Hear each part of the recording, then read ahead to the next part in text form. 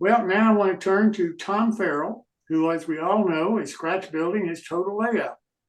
Now, he tells me that he is totally free of cancer, so he doesn't have that as an excuse anymore. And we're encouraging him to get back to model railroading. So, Tom, welcome. Thank you very much. Yeah, I've been absent the last 2 weeks. I received my last infusion, and now I'm cancer-free. So now maybe I can do 2 models a week now. All right, thank you. So tonight I have something a little unusual. Not that unusual. Where are we here? Slideshow. Everybody see that? Everybody hear me? Yep. I assume everybody can hear me. Yes. Okay, good. About 2 years ago, I was at a Al Judy's train show in Harrisburg, ON3, ON30, and O scale.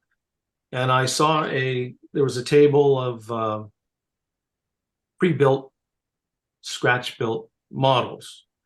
And I saw one that caught my eye.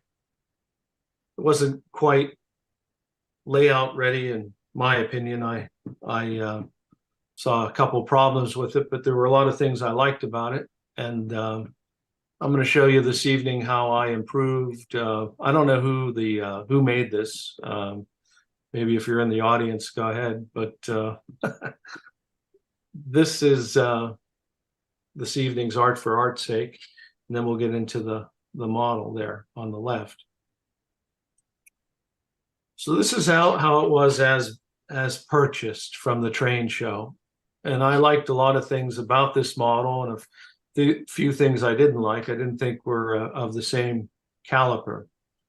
So for example, what I thought was intriguing about this scratch build model was the water tower itself. I thought it was just absolutely 5-star, exquisite modeling. But the stonework I thought was quite honestly amateurish. Now I have a high sensitivity to stone, having run the largest dimensional stone company in the world. So I have a real eye for cut stone, and this ain't it. So I thought, the model, so I put it on the shelf, and I'm building this section of my new layout called Shantytown. And I just recently featured a little depot. And near every depot, you typically have in a steam era layout, you have a water tower. So I pulled this off the shelf, and I thought, let me see if I can make this, I don't want to sound like an elitist, but up to standard here. So there was another area I didn't like, and that was the side building. The shingles, well, they're just crooked, so they're not parallel and perpendicular to the roof. And the other shanty or other side building looked just fine to me. But you can look at the top end of this. It's just fantastic. I mean, that's just world-class modeling there. And that was the back. You can see where the stone goes off kilter. If you're doing cut stone, there's typically a line anyway that's level. That rarely does it creep up and down like that. If it's random stone, that's one thing, but cut stone is typically dimensional. Anyway, I saw great potential with this model, and I thought I could correct it, make it a really nice model. So the first thing I did is, this model did not sit on a base. It was just freestanding, and all of my models sit on aircraft grade plywood. So I got out a piece of plywood, and I actually cut it in my table saw to fit the area on my layout, with enough perimeter around the model that gave me about a 1/2 inch. We already mentioned the S gauge guy mentioned Monster Works. This rebuild will feature Monster Works materials this evening. They're a fantastic company, and they make a lot of scratch building supplies, and they make a line of kits that are just, knockout, drop dead gorgeous. So this is from their concrete block, comes in sheets. I just skewered off too high off of one of the sheets and made a foundation. I cut 45s on there so that it would be seamless, and I go back and with a razor saw I make it appear as though they connect. This is the Monster Works used brick.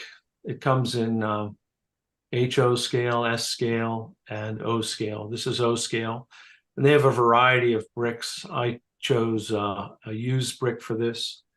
You'll see how this just probably is the best brick in the business right now. Using my little modeling disc sander that I got from Micromark, I put a 45-degree bevel on all 4 sides of the Monster Work walls that you just saw. And then I did a layout of a door and 2 windows. And I made a mistake in my layout. Fortunately, I didn't cut that window out, because it would have been a disaster. I would have had to start all over again with this particular wall. So I reoriented the windows. Good thing I didn't cut them out. They look better vertically like this. There's a close-up of the laser cut brick. They actually etch each brick. You'll see when I finish this, it looks just like brick. It's amazing. So this was just cut with a number 11 X-Acto knife and filed with a file, little sanding file, fingernail file. This is it built up. Now, it's not critical you get these absolutely 45. There's gaps here. It doesn't make any difference to me. What's important is this leading edge of these walls. That's tight, not the inside, because I brace all of my models with 1/4 inch wood. That's actually poplar. This is basswood. Whatever I can get 1/4 inch wood, I simply brace the living crap out of my models. There is an orientation to this monster material. I always clearly mark it up. There's a head-on of it again with the bracing in place, and the model's just coming along here. There's that edge. That's pretty tight. A little gap here, but remember, you'll see later that I'm going to fill this with a material for the like a grouting type material, a mortar mix. Another shot of it up close. There's a test fit sitting on the foundation. I specifically made the foundation slightly smaller than the perimeter of the building. I wanted the foundation to be recessed, which I did, and there's the gap between my plywood and the main building. What happened here? These are the keepers. So I tore the model apart. That stonework was a piece of pink foam. So this came right apart. And of course, this is wood construction. These were styrene. I know there's a few styrene modelers in the group here. Stuff is, these particular 2 structures were not sufficiently braced, and they had warpage. I'm sure when you guys do your styrene work, perhaps you make it a little more robust. But these are quite weak, just for the record. Then I did a mock-up. So my first mock-up was to have the front doors and the spout on the same side.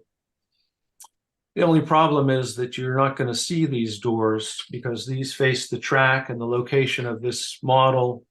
If you look down the tracks, you'll see the spout, but you won't see these things. And the back of the building would be relatively detailless. It's just walls. So then I reversed I put the spout, I reversed the building.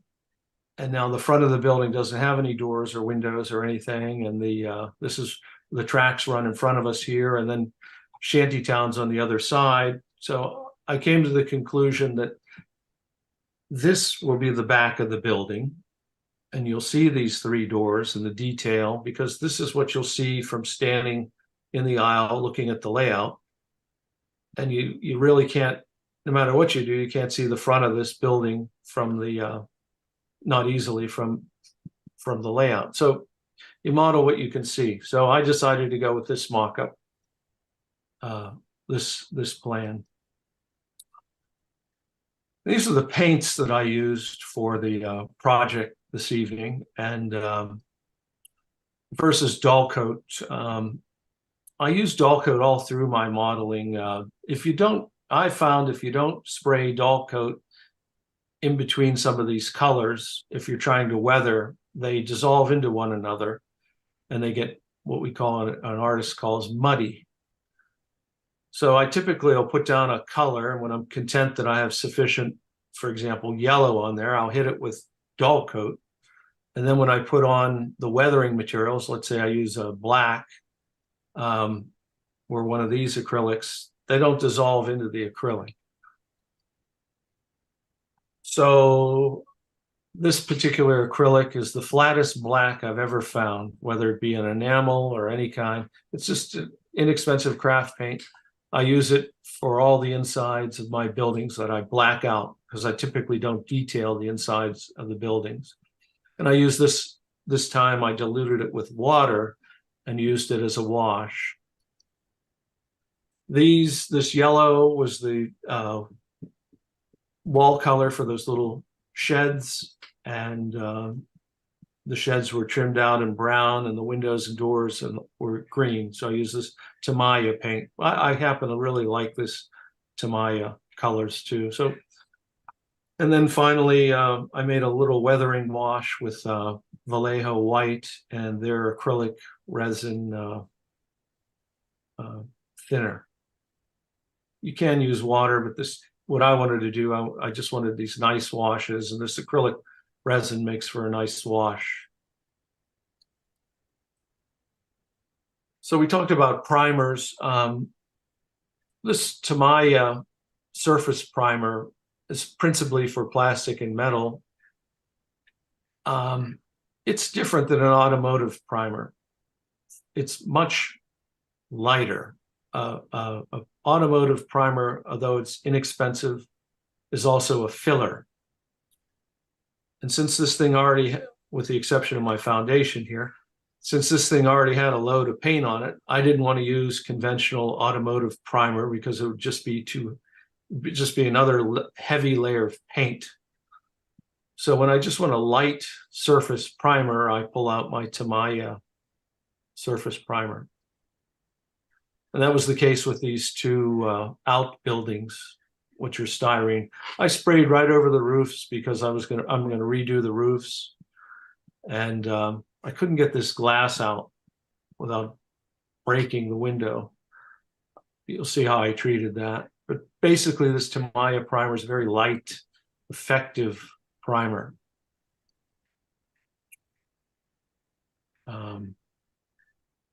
There's some of that warpage.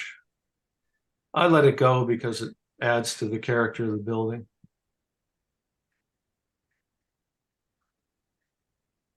Here's the infamous American Accents natural rust that nobody can find but me.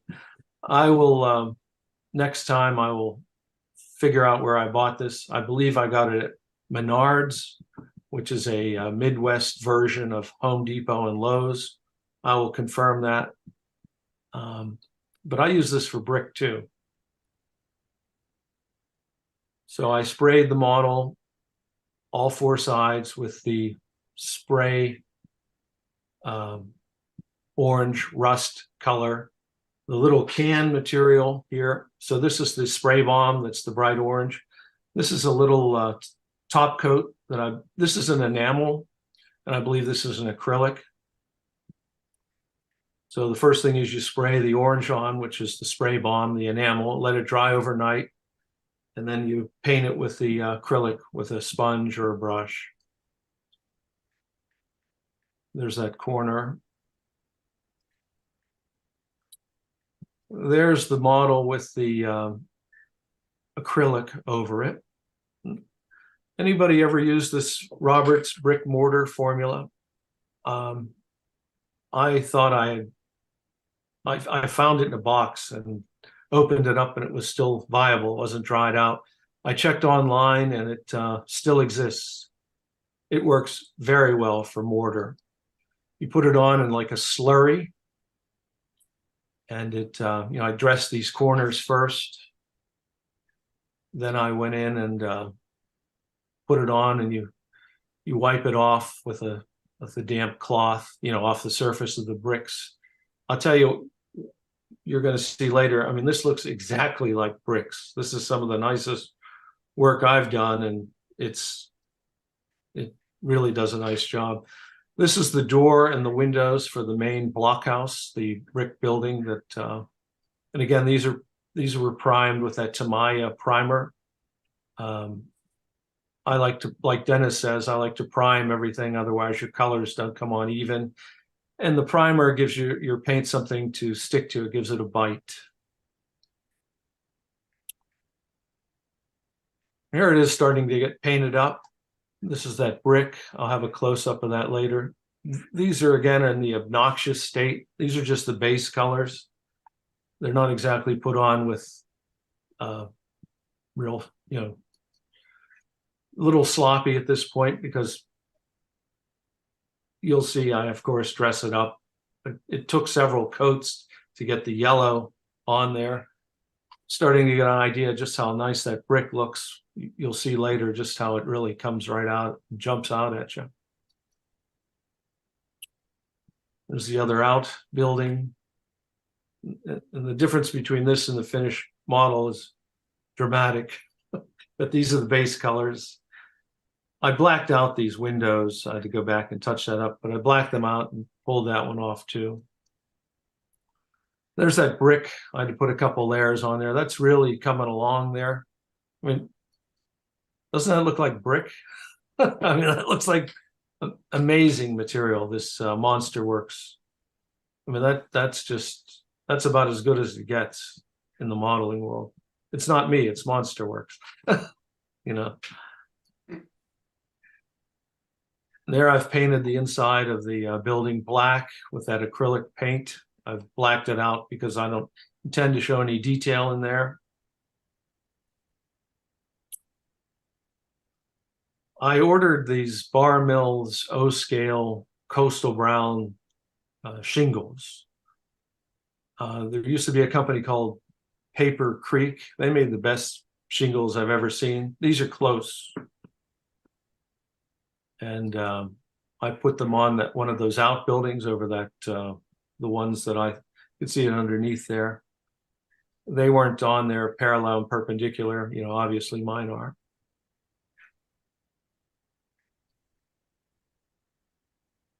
Pan pastels are a nice weathering medium. Unlike conventional chalks, these have I think they're oil-based, but they're pastels, they're not chalks, there's a difference, and they're oil-based, I believe. And by spraying my model with dull coat completely and then putting the pan pastels on, it gives the pastel something to bite to. And then I seal the model up with dull coat, and unlike chalks, these don't dissolve away. So sometimes if you chalk up a model and weather it, if you put a fixative on there, an artist fixative, that'll let your chalks adhere to the model, but if you touch the model, you'll lift the chalk off. Pastels or pan pastels are oil-based. They're less likely to lift off, but they're still not permanent. So not that everybody fingers their models, but I like to have things a little more permanent. I spray all my models with dull coat in the end, and pan pastels don't dissolve away. So there's the model, basically more or less finished. I added some black mold on the deck up here and running down the side a little bit, a little black. That's just that acrylic paint that I showed you earlier. And I really thinned it out, and there was the original. I made it yellow and green because my railroad's company buildings are yellow and green. All my railroad depots and my stations, and so I wanted it to have a harmonious look about it. So I switched. This was actually probably tolerable, with the exception of that roof. And there's an up close of the model. I just think it looks outstanding now that, you know, this was the tough part, the top, which I didn't have to do. It's perfectly acceptable. It's just, I think it's just world-class modeling up top. And now it's sitting on a very nice building, and these are painted to my railroad's specifications, if you will. There's a close-up of that brick again. Just a marvelous material, Monster Works. And it's just really a nice building. There's those shakes from, made a big upgrade over what was on there. I left this paper on here, just painted it a little bit, put a little, several colors on here, a little mini painting, but it came on, I didn't have to replace that roof.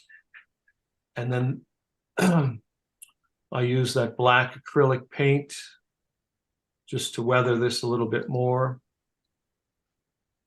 The idea is this thing leaks, and then standing water gets mold, and then this just runs down the building. That was the concept here. So this is now the back of the building. This is now, I did have to adjust this and make it parallel and perpendicular to the structure, but that was the only thing I did to this. I didn't touch this tower at all. There's an up close. This shows you I weathered and did this part here. I figured if this was moldy, this would be moldy. And there's where she's going to sit. It's not in place there, but my signature plywood. It sits, every structure sits on plywood. That's Shantytown to the left. That's that depot I featured about a month ago on the right. I think it's a really handsome building now, and it, you know, it fits right in with the quality of everything else on my layout. And that's beautiful modeling. You really ought to be proud of that. Thank you. I mean, it really looks nice. Anybody have any questions for Tom? Yeah, a question and a comment. The question is, what is the Monster Works wall material made out of? Wood. Oh, it's wood. So, and then it's laser or otherwise scribed? Laser cut. Okay. And the comment is, with your side buildings, I think you've demonstrated the same thing I go after, which is, I thought the two side buildings in your before picture looked rather plasticky, and you've demonstrated really well how priming and painting takes away the plastic look. Yeah, they were probably loosely acceptable the way they were, but I wanted them. You can see my Shantytown little depot here. See the green and yellow. I wanted, you know, the building to have some sort of tie into the railroad. But thank you for the compliment. And yeah, I'm all you know. I model in wood, and I like it. You know, I'm not a big styrene guy. I can if I want to, but I just like modeling in wood. And you could never get that in styrene, a look like that. That would be a real science project. You know. I tell you, I've used Monster Work for years, and it's some of the best that I've ever found. I just can't believe how good it is. It's fantastic, and it really is, and it's not that expensive. And I tell you, it's easy modeling. I mean, you cut a couple holes and drop some windows and doors in, and you got a structure. It's gorgeous stuff. And that's exactly my point, Jim, with scratch building. you know, there's so many fine materials out there like Monster Works and Tichy and Grant Line. You know, I'll bet you in my rebuild here, I'll bet you I don't have $10, $15 in the whole thing. You know, Yeah. I mean, it's not a cost-driven thing. That's maybe $20. It's not a cost-driven thing. It's a results-driven thing, and people shouldn't be afraid of scratch building. Yeah, It's easier than it looks. It really is. sure is. And my next project is, which I'll get into, is a John Allen engine house, which might take a couple weeks, but stay tuned. Here we go again. You know, you used cancer for years. Now you got through the cancer. Now we got another piece. Let us stay occupied. Well, thank you Thanks very much. Yep. Thanks, Tom. Really appreciate it. Pleasure to be back. Yep.